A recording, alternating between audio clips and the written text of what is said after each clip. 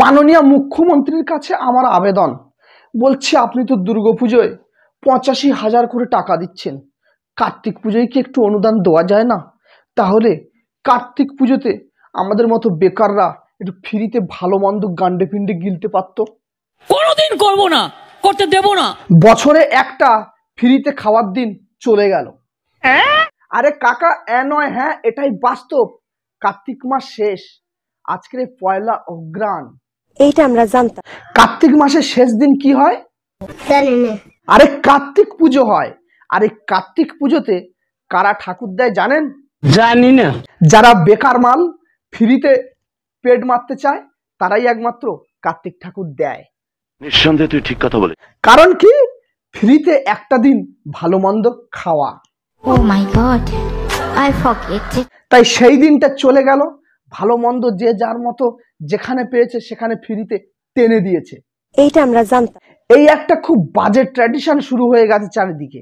আরে ভাই, যাকে কার্তিক ঠাকুর দিচ্ছিস তার পুজো করার আর তোদেরকে গান্ডে পিন্ডে খাওয়ানোর মতো ক্ষমতা আছে কিনা সেটা একবার ভেবে দেখবি না?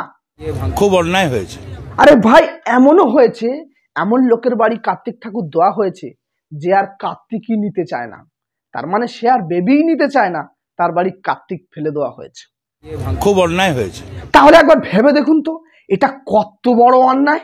শাস্তি হবে। আমার মতে বলে ভাই, যারা কার্তিক ফেলে দিয়ে আসবে নিশ্চয়ই তারা নামের একটা লিস্ট দিয়ে আসে, ভাই তাদের কাছে গিয়েই বলতে হবে কার্তিক পুজো করব, অনুদান দেন। নিঃসন্দেহে তুই ঠিক কথা বলে। দিদির কাছে আমার একটা আবেদন রইল, বলছি দিদি, আপনি দুর্গাপুজোর জন্য অনুদান দিচ্ছেন 85,000 টাকা, কার্তিক পুজোর জন্য কি অনুদান দেওয়া যায় না? তাহলে ঘরে ঘরে কার্তিক পুজো হতো।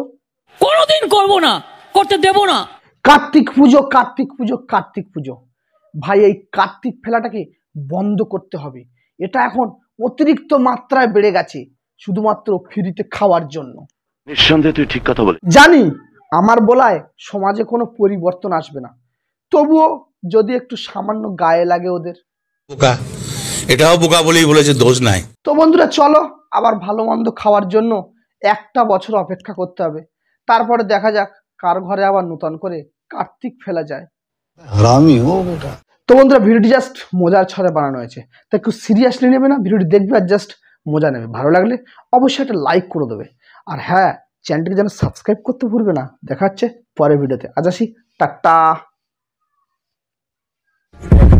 I got broads in Atlanta, just took the lean in the family, credit cards and the scammers, hitting the licks in the band.